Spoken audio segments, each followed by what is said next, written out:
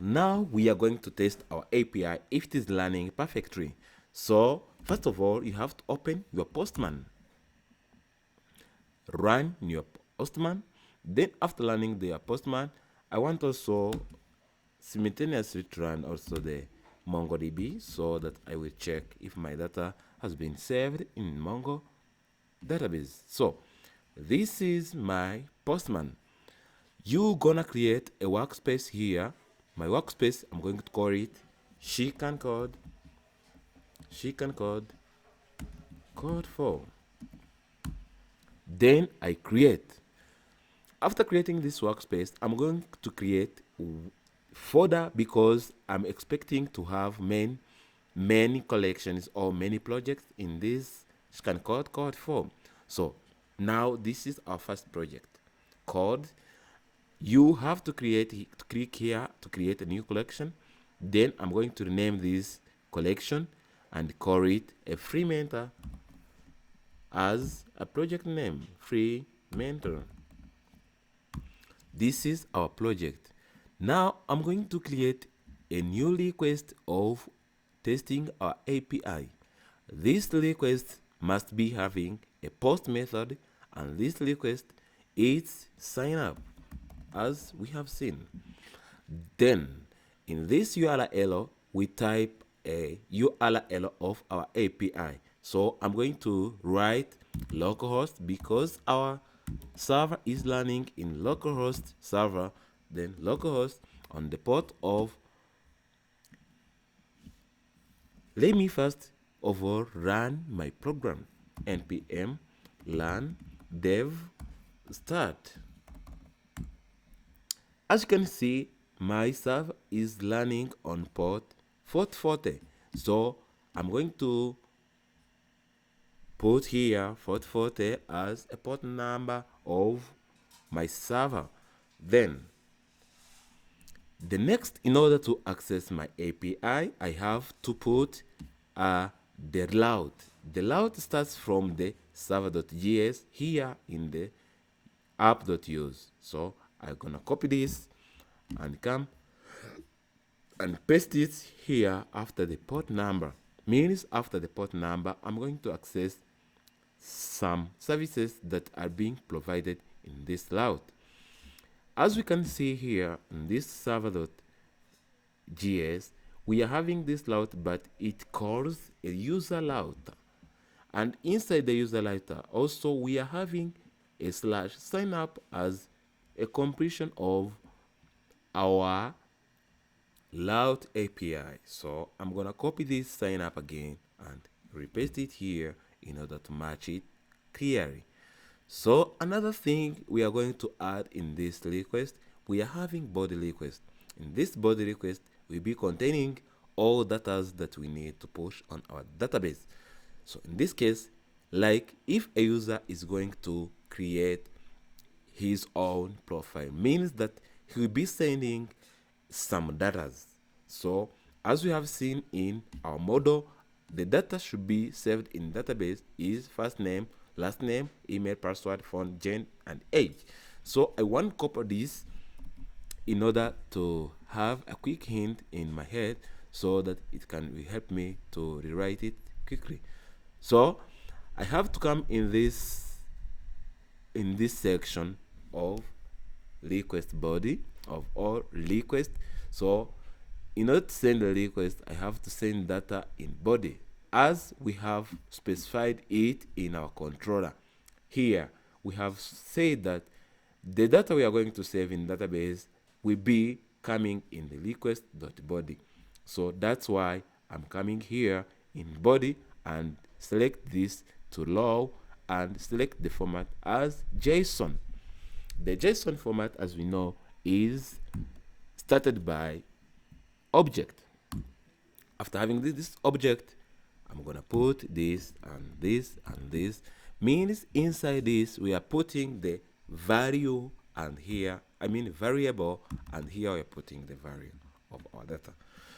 So I'm pasting the other I copied from the model in order to get some hints. So I have also to rewrite it very clearly as it is in model in order to avoid some missing data. So I'm gonna paste this first name into here, as you can see, then comma, I write last name, then comma, I write email,